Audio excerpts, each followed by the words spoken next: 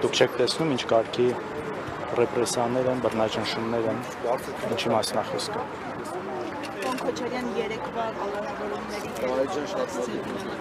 սա կրկին եւս մեկ անգամ հայտած էր հայ առաքելական եկեղեցու ուղղված։ Իհարկե, միանշանակ քիչ առաջ ասացի,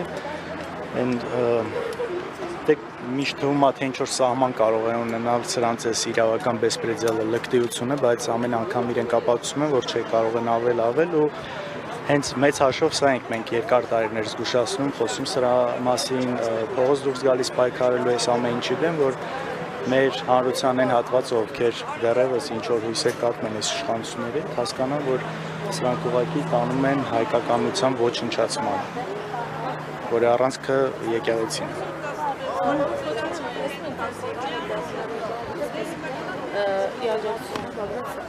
Երեք է երկորեն Սամվել Կարապետյանի դատավարությունը լինում այս պատվեզեշի դերաջակցություն ֆիզիկապես դատավորում։ Դեք ես եղել եմ շատ տարբեր դատավարությունների ընթացքում, թե Սամվել Կարապետյանի, թե այս դատավարությունը, թե շատ ուրիշ դատավարություններ, մենք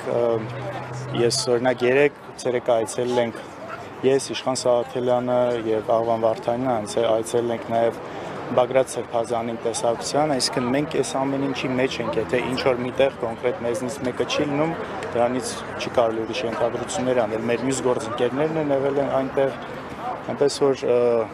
թիմային աշխատանքը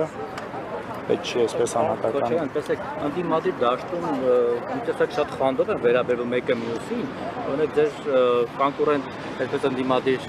թևերը, օրինակ ձեզ են մրցակից համարում հիմնականում, ու նաև Սամվել Կարապետյանին, դուք օրինակ Սամվել Կարապետյանին կամ նրա կողմից ձևավորվող ուժին ընտրություններին մրցակից համարել եք։ Գիտեք, եթե տարբեր ուժերով մասնակցում ես ընտրություններին, կամա թե ակամա նաև մրցակից ես լինում բանի առումով, հա, զուտ, որ երբ որ տարբեր ես մասնակցում, բայց իսկապես այն ուժերը, ովքեր իսկապես պայքարում են այս իշխանությունների դեմ, կա այն համոզմունքը, որ այդ ուժերը չեն միանալու որևէ կերպ քաղաքացիական պայմանագրին,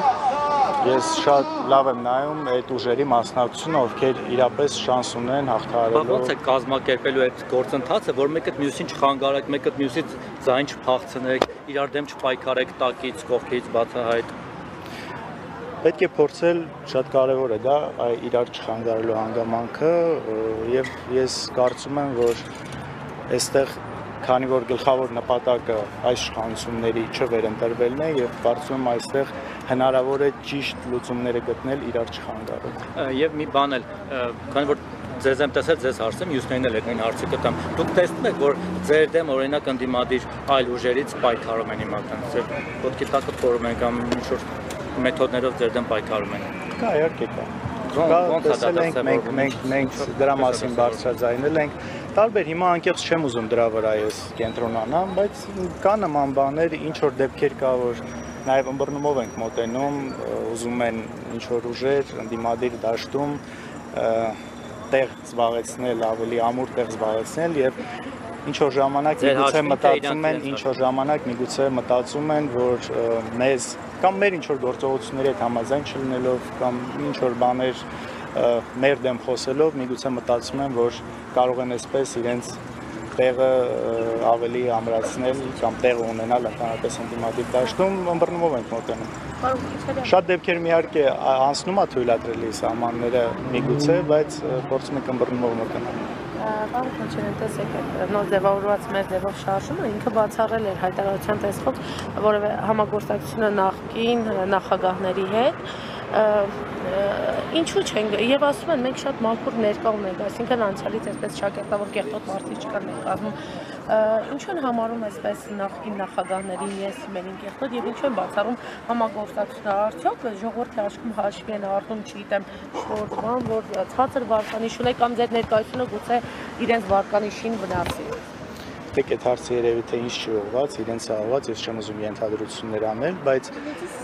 խոսքը գնում է նախընտրական դաշինքներ կազմելուն, ինչին ես շատ նորմալ եմ նայում, առանձին ուժ են ունեն իրենց ծրագրերը, ուզում են առանձին մասնակցել եւ այսինքն ինչն է այստեղ ոչ նորմալ կամ ձեր ասացի մեջ։ Հատված եք դաշինք ձևավորելուն որևէ ուժի հետ նախընտրական։ Տեսեք, նախընտրական, ինչպես արդեն ասվել է, ավելի մանրամասն ընտրությունների մասնակցության ֆորմատի դաշինքի, ովքեր կարող են ներգրավվածներ, մենք ամիսներ հետո դրա մասին կխոսենք, այս պահին ավելի մանրամասնելու բան չունեմ այս մասին։ Տեսեք, քանի որ դուք ձեր թևը, ձեր հայրը քաղաքական ուժ չունեք, կուսակցություն չունեք, բայց քաղաքական թիմ ունեք, չնայած կոնկուրենտ օֆիսից ասում են 18 աջակիցներ կամ 19 երևի։ Ինչ-որ է, քանի հոգի ուզում է լինի։ Հիմա դուք ո՞նց եք պատկերացնում, էլի Հայաստան դաշինքի ձևաչափով, անունը էլի մնալու է Հայաստան դաշինք, թե այլ ձևաչափ, ովքեր են լինելու Հայաստան դաշինքի մեջ, էլի դաշնակցությունն է լինելու, թե էլի Ես ստիպված պիտի կրկնեմ նույն բանը ուղղակի, քանի որ իսկապես այդ մասով վերջնական որոշում եւ քննարկումներ չի եղել, այնպես որ մի քիչ անպատասխանատու կլինի իմ կողմից, հիմա որևէ բան ավելի մանրամասն։ Հանրապետական եւ դաշինք հավանական համարում եք։ Ոչ։ Ինչու՞։ Որովհետև դրա իմաստը չկա, նպատակը չկա։ Չէ, միանշանակ։ Դες մեղադրում են, ժողովուրդ, հա, որ Փաշինյանի իշխանությունից պետք է դիմադիրների հավաքվելու հերոսական լինելու չէ։ Եթե նպատակը մեկն է, բոլորի նպատակը Նպատակը մեկն է, բայց նպատակին հասնելը չի նշանակում, որ բոլորը պետք է միավորվեն, այսպես ասած, մեկ նախընտրական ցուցակի մեջ։ Ես չեմ կարծում դա ճիշտ մոտեցում եւ իսկապես տարբեր